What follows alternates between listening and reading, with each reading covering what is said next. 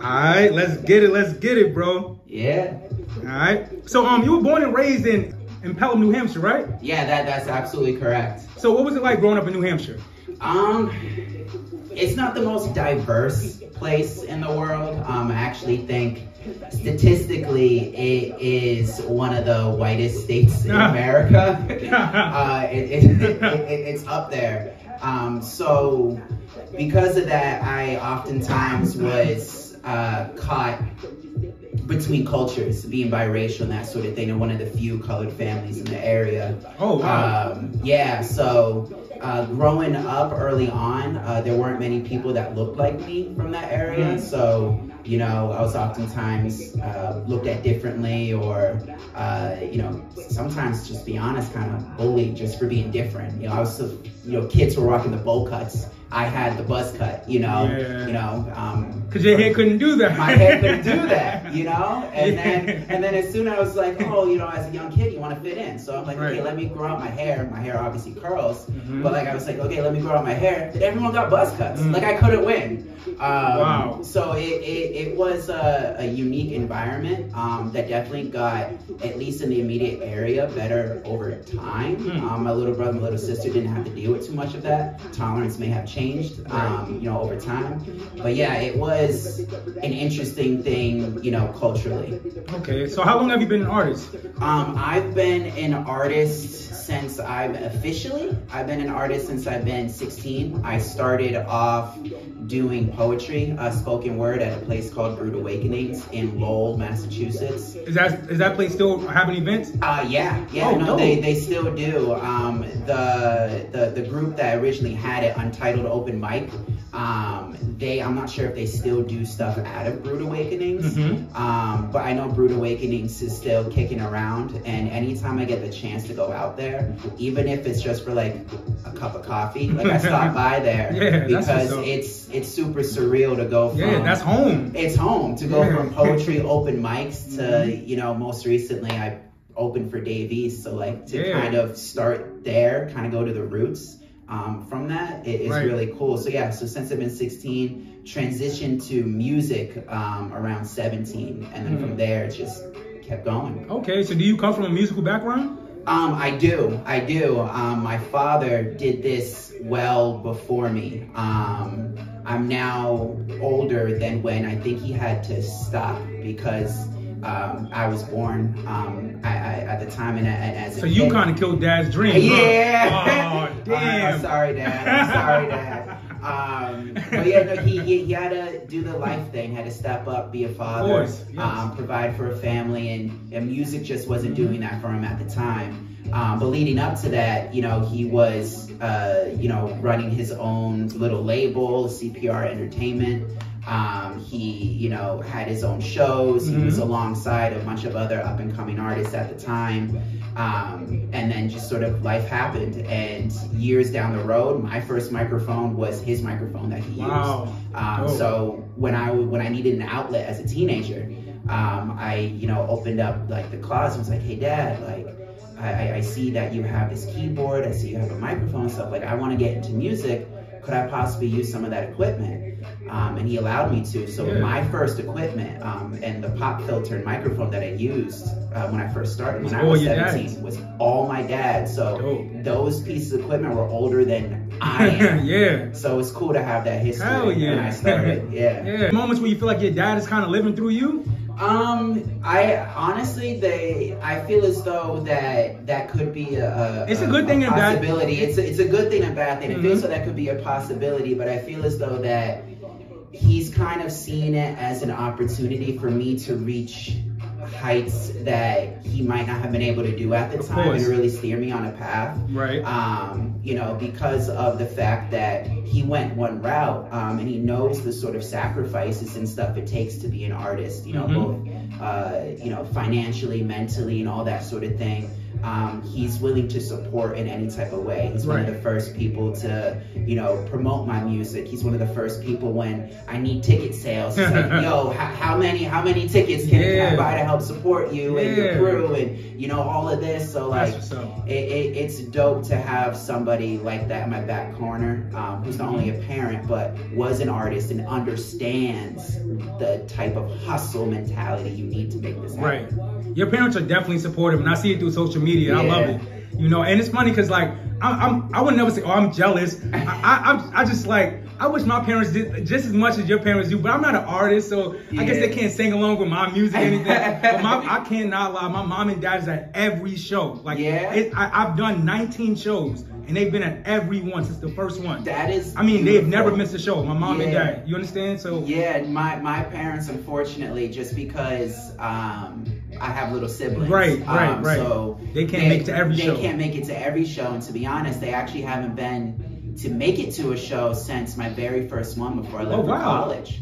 So they haven't really gotten the opportunity to see the growth in person. Right. And I'm dying for the opportunity. Like, one of my goals in 2023 is to hopefully set up a tour and make my way to South Carolina. Right. So if anyone's watching this and it's from South Carolina, let's make a show happen. Let's make it happen. Have you ever like recorded with your dad? Not yet. Early on, especially when I first started, it was like, oh, is there gonna be a Knowte PhD record? You know, that was his name, and it stood for Poetry Highly Dangerous. So I'm like, yo, the double meaning, like that's crazy. But yeah, so early on there were talks. It just hasn't happened, but one of the things that I know for sure I want to make happen is I downloaded all of his old beats. Right. Like, like essentially, he had a bunch of these beats on like a cassette tape. Yeah. Like 8-track. How the hell did you do that? Yeah, so he got like an adapter that allowed me to plug it into an audio interface. I plugged it into the interface and then recorded it onto Pro Tools. Okay. So I have all his old beats. Have you used any of them? Not yet. I'm waiting for the right moment. I honestly am. If I'm gonna go back to that, you know, gritty 90s feel, I want to make sure that I do it justice. I do it right, because that was a great time in hip hop. Right. Definitely. So you're in a relationship as well, right? Yes. Is it hard? Is it easy or like to balance being in a relationship and being an artist? It's not. Full transparency, it's not the easiest thing in the world. Not necessarily because of, you know, other people that could potentially get into your relationship, like girls fawning over you and that sort of thing. I don't have that worry as of yet. But it's more so time. There's only so much time in the day, and when you are in a relationship, you obviously need to be able to dedicate time and love, especially when, you know, your partner's love language is quality time. Of course. And to make this happen, you don't have time. Like legit, I'm here, and then right after this, I got a show. Right. You know, so I'm hustling. So it takes a toll on time, but when we do get the time together, I definitely try to do my best to value each moment, separate myself from the distractions and be there with her, because I do truly believe I'm only able to be me because she holds it down everywhere else. So. Has there ever been a time where you had to choose your career over her? Not as of yet. Small moments, just like, oh, you know, we had a date lined up and this big event comes up where a major contact that I've been trying to get in contact with forever is going to be around. Those are few and far between, but they have happened in the past. So I guess in a way I have had to choose certain things like that.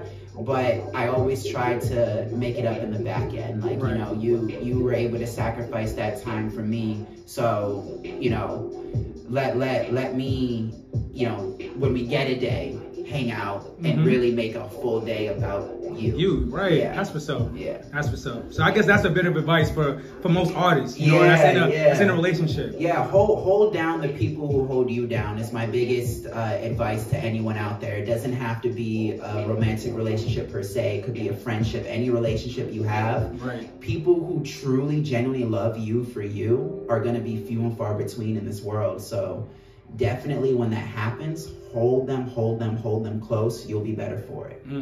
So what's the hardest part in your opinion with growing a fan base? Or has it been easy? I would say the hardest part, it's just the simple fact that it's very oversaturated these days. And I know I'm a product of that saturation. Right. I'm adding to it. So there's so much media out there, especially with TikTok now. I think last year TikTok was just sort of starting to become a medium that now it's just, everyone's just a TikTok. Everyone. And things move so fast that you constantly got to try to stay ahead of the curve and in front of your fan base. Because their attention's getting drawn 5, 6, 7, 8 to 10 different ways a second. So I think the hardest part is just consistently staying in front of them with these algorithms that are constantly meaningful. Right, because you don't want to just, because I have that moments like before I would just share everything like, all right, you know, like I'm a curator, I do showcases, so I'm gonna share every artist that has new music. But then it's like people are getting overwhelmed with that's overkill. But then it's like it has to be meaningful. When are you doing something that's important? Is this music even good? You know, like you just can't share everything. So it has, so I get what you're saying. You find yourself like, there was a moment in time where I found myself doing things for the algorithm rather than doing things for my fan base and for, you know, my family, the followers, and for the love of it, for the business, you know? And so I have recently, you know, obviously you always want to stay up to date on the newest, you know, tricks and things you can do to stay ahead of the curve and get in front of people. But at the end of the day, like, you're not here to appease an algorithm. An algorithm's just a tool for you to get in front of the right people. So I've become more focused on the individuals at the end of that phone that's receiving the content, not just trying to appease some random algorithm. So you've been really booked and busy lately. Yeah. So like, how do you book your shows? Honestly, it's been word of mouth. Over time, I've been, like I said, I started this when I was roughly 17. I'm 24 now, so I've been at this for 7 years. And over the time, I've just been able to connect with folks like you who are connected with a bunch of other different people. So when I see opportunities pop off, I'm always like, how can I get in that room? So I just constantly hustling, getting in front of the right people. And then when I get that opportunity, making sure I leave my mark. It's all about, once you get that show, don't just focus on that show. Focus how you can make that show turn into 10 other shows. That's what I really do when I get that one booking, and it seems to be working. Now, speaking of events, didn't you just open up a debut at the No Place Like Home tour? Yeah, that was really cool. So like I said, over time, I've been able to link up with really, you know, cool people in the industry.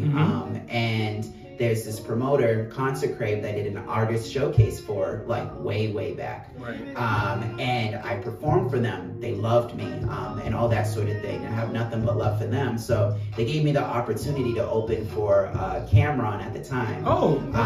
Yeah, and then I opened for Cameron. I rocked it there.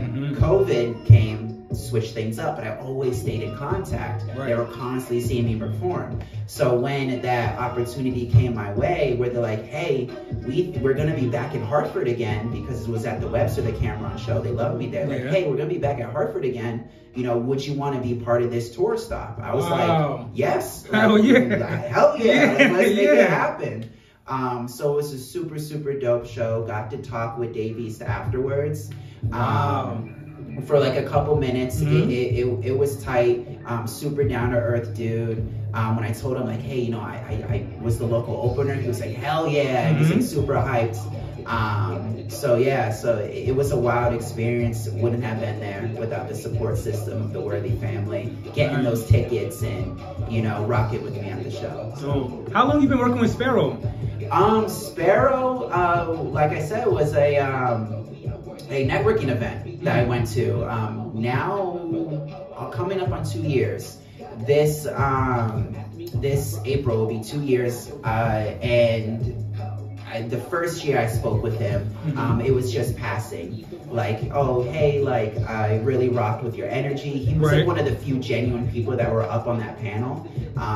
And so I really wanted to work with him. So I just stayed tuned in with him over the course of the year, sent him some of my music. He was willing to give me his time and give me feedback, genuine feedback. So I'd implement that feedback and follow up and follow through. Right. And I think that's what separated me from everyone else that could be hitting him up. So I made sure to follow through on everything I did, be a man of my word, and he saw that energy, and then eventually the right pieces came into play where we were able to put in our first headlining show together that you were able to host. So I say all that to say, nurture your relationships over time. The opportunity might not come today, but without being corny, you got to trust the process, and just eventually things will come around if you just keep plugging away with the right people. Got it. So did Dave East drop any gems? He essentially just said, you know, stay genuine and keep pushing. Like, don't stop. Like, if this is what you really want, it's more so a game of consistency. And that was sort of the energy and thing I got from him. It's just staying consistent and on top of it. If you're the hardest working one for the longest amount of time, something's gonna break. Hell yeah. Yeah. What do you do to stay motivated? Because I'm not gonna lie, it's hard to be consistent, man. You know, like when people are not really following and liking, like what do you do to stay motivated? The people around me motivate me. People like St. Wave, people like Key Story, individuals like yourself. When I see my peers constantly moving, I go, I can still do it. You know, I can still keep up because I'm friends with these people outside of all this, and I know all the trials and tribulations that they're going through on the back end, and they're still going. So it's motivating to me when I see that happen. Like, oh, my whatever situation I'm going through isn't as bad as what they're going through, not to make comparisons, but isn't as bad as what they're going through, and they're still pursuing the love of the art, regardless of whatever's happening. So I can do the same. So it's honestly the people around me that keep me motivated. So what marketing strategies have you been using to promote your music? Just lately, and I took this page from St. Wave's book, talking about, you know, friendships that motivate you. Getting in front of people, you know, just being a person. Like I said, you find yourself locked into an algorithm and pleasing an algorithm. But since COVID, and you gotta go to these shows. You gotta go to these shows. You gotta get in front of people. You gotta be networking and all of that sort of thing. So just word of mouth, and then when I get that booking through word of mouth, performing my heart out, because then it connects. They connect the dots and they go, listen. So just face-to-face interaction, boots on the ground approach. Okay. So 4 months ago, you dropped a project, Trust the Process. Yeah. Congratulations on this new project too. Thank you. How did it feel how does it feel now to have it finally out? It's still sort of surreal, because Trust the Process in itself was trusting the process. And what I mean by that is I spent like 2 years working on it. It was a project that came and was coming over time. Records came in, records dropped. Certain beats that I was writing to just didn't make the cut. And then just as it went 2 years, who I was when I first started writing wasn't who I was when it came to the closing aspects of it. So it didn't exactly line up. So just over time, chipping away at it and really trusting the process and falling in love with the process, opening the community to the process, like allowing individuals in the Worthy family to pick the cover art was the best decision I could have made. So like I really invested in the community that invested in me. And now that it's out, I can't believe it, and I'm excited at the reception and the fact that it's inspired people to trust their process.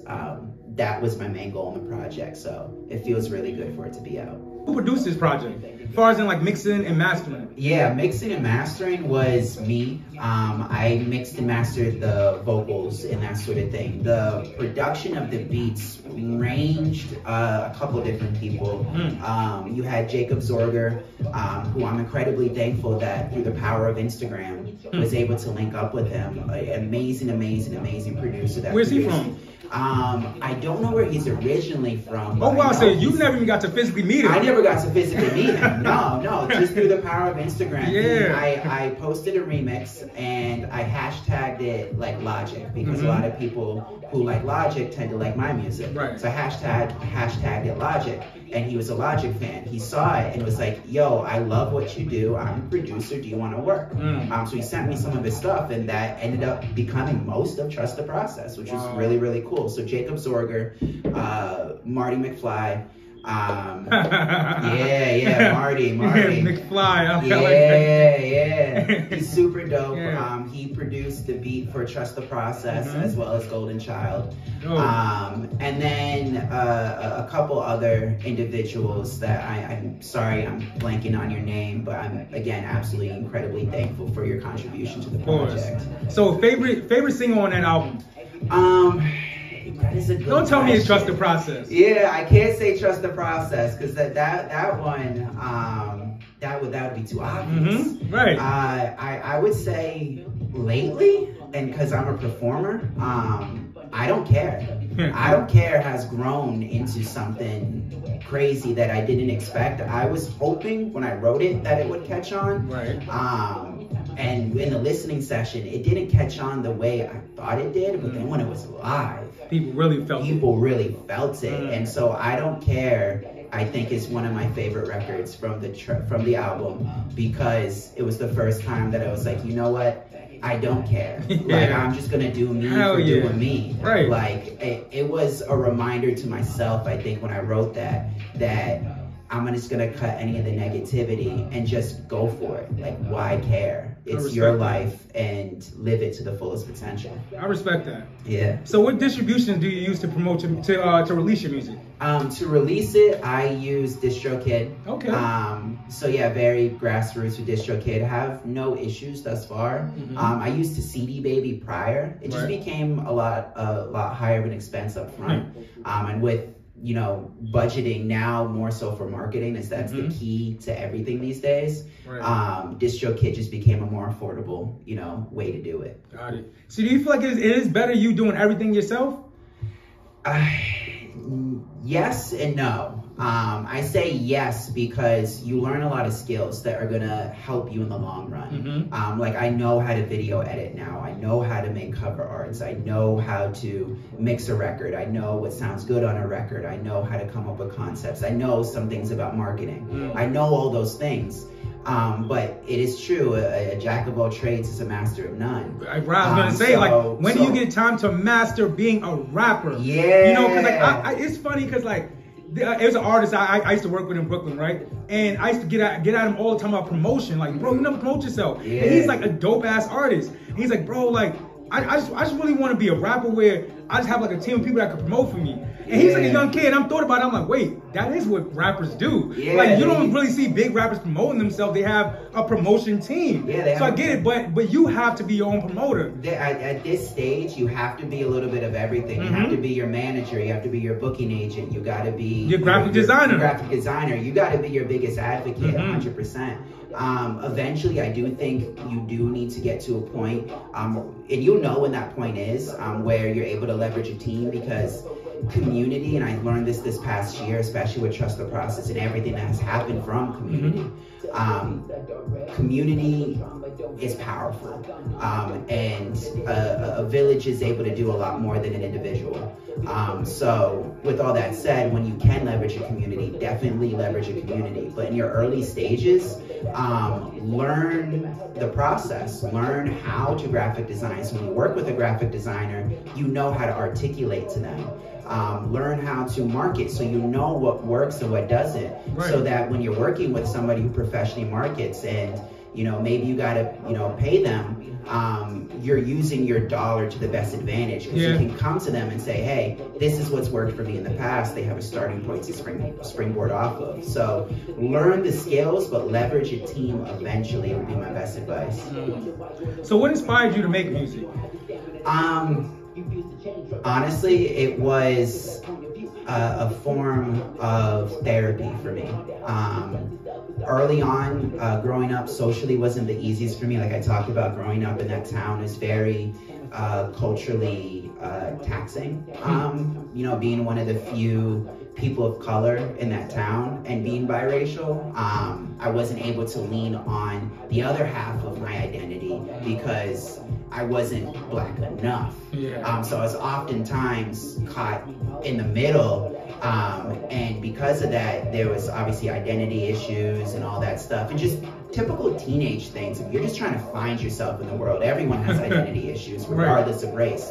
You know, just try to find yourself in the world. And eventually I reached a point where I was listening to a YouTube video, or scrolling through YouTube, and the song Car Radio came on by 21 Pilots. And from that feeling of home that it gave me, that song, I wanted to do that. I knew at that moment I wanted to do that for other people and do that for myself for the rest of my life. So it was that record that ultimately catapulted me to say, this is what I want to do. So what do you hope people feel when they listen to your music?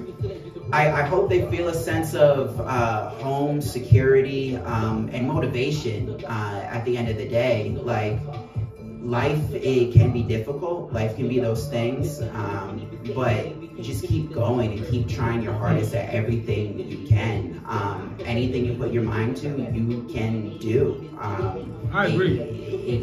It's really just a matter of, are you willing to stay consistent? And that's what I'm here to prove. So I hope people feel that passion, feel that motivation, and it's hopefully able to find that sense of family that I was able to find through music. So yeah.